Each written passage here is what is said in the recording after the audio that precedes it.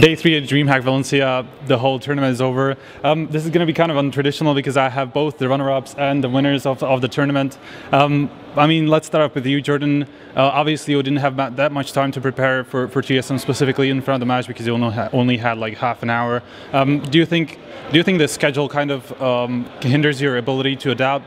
You're obviously very known to be able to adapt to the teams like on the fly, but this time that wasn't basically possible. Do you think that hindered your ability to do that? Sure. I mean, in many scenarios, you know the team you're playing better. We just haven't had a lot of bouts versus them. I guess the ESL format was kind of cool because you played the semis on Saturday and the final Sunday. It's like huge anti-strat and looking at the other team. Obviously last night we had to look at Fnatic. We couldn't assume that we're just going to beat them, even though we felt we could. We can't assume that, right? So we spent most of our time looking at Fnatic. We know small things about TSM, but we also know that we needed to win cash, and Mirage is tough. As you saw when we beat Fnatic on Mirage, it was more us just kind of knowing where to take the duels and winning them. So, you know, TSM's a tough opponent, and yeah, I think in the future, obviously, we need to study these guys more. So touching on Mirage a little bit, since it was really one-sided that one. After the Fnatic game, do you even play Mirage? Did you even practice like in between those tournaments? Not once. We didn't scrim it. We probably haven't scrimmed it since 3 months. And you know, we all know the map Mirage. It's not like I don't know the map, but when like karrigan, you were getting a lot of op picks, you know, and stuff. So if we don't have a good job doing our default and staying away from you, you guys are gonna have advantages, and then you spread us thin and stuff. So yeah, they did a good job. We weren't letting Fnatic do that a lot. And yeah, so if your default and your mid control isn't good as a terrorist, then you need to have another answer, and we just didn't. All right, basically the same question for you, the first one. Do you think you had an advantage being that in that first semifinal, being able to watch their game against Fnatic, being able to watch their Mirage basically, because that's where you were really confident. Is that the case? Actually, I had to be honest, I expected the Mirage game to go differently for Fnatic, so I actually started studying Fnatic for the Cobblestone, because we would then ban cash against Fnatic and play Cobblestone, so I was actually preparing that. Then I just saw Cloud9 just wrecking the others. I saw a little, I just looked at both screens, tried to figure out they didn't play so many set goals, so I actually knew we had to play double up directly as the first round, because we just know that Skadul is a big weapon as them, and I saw also that against Fnatic, so coming into the match, we had a head start. I mean, the only thing I really studied was cash, because I knew that was like a weak point.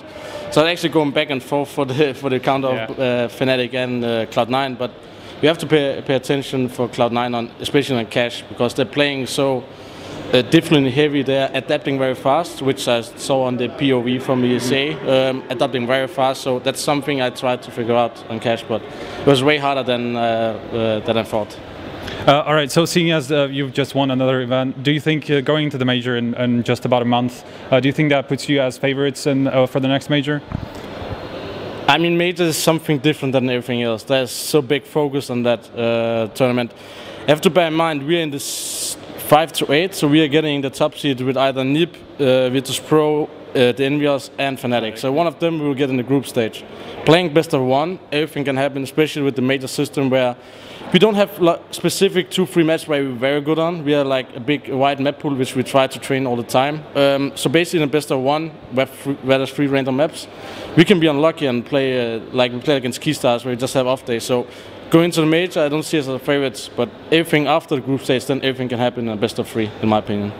All right, kind of the same question to you. Where do you think do you stand after making 3 grand finals in 3 weeks? You obviously still have the qualifier up ahead. You don't really know if you're going to attend yet because you have to qualify first. But still, where do you think you would stand in case you do qualify for the major?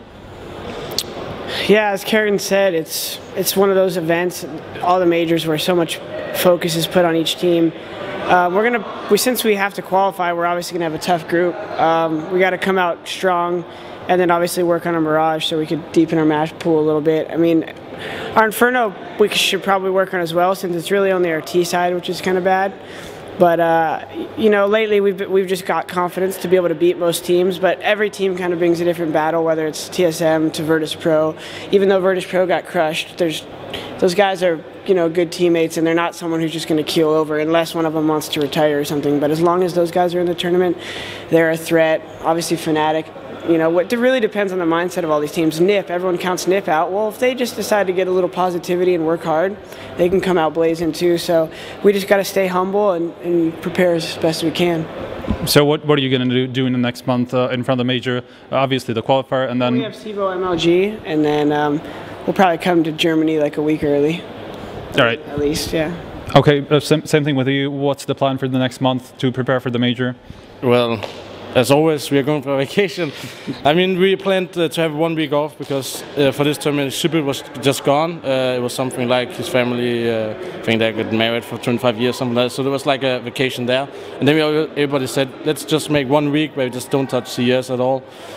In that week, I would probably study some more teams because for the major, you need to be prepared of any map. You have to have 5 map pool against every enemy to start preparing, figuring some new things because I can feel it in the same way as Cloud9. When I start calling a cache, it's hard to come up with something adaptive when everything is not practiced in, stuff like that. So I have to figure out new things. Then we're going directly to Asia Brother Masters, a small tournament with Dignitas Hellraiser. We should be able to win that even without practice.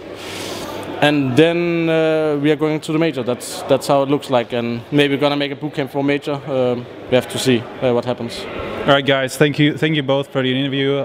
Do you have any last words, shoutouts, closing statements? I think we both want to thank Logitech. that was one of the. What do you have in common? By the way, G2A is a little bit better. Oh yeah. But we have so many amazing sponsors who made this possible, and it was actually fun to play against the 2 Logitech sponsors teams. So. High five for that, and then friends and family, of course, and girlfriends, everybody who's supporting me, and of course to the crowd out there at Valencia. They were really amazing all tournament through, even though they didn't have like a favorite, but they were cheering for everyone. Same thing for you. Of course, our sponsors, as you already said, you can go to cloud9.gg/sponsors and read all of our sponsors there. Friends and family, all my girlfriends. You know, I want to shout out to all them. And how many do you have? Friends, yeah, that's the number we shouldn't talk about. I'm kidding. Anyways, yeah, thanks for the interview. HLTV.org. Thanks to n0thing. For amazing interview. Yeah, thanks. Thank you guys both. So that was the last piece of our coverage from DreamHack Valencia FACEIT Stage 2 Finals. Still stay tuned to HLTV.org as we'll still bring out some gallery stats, stuff like that, as always, guys.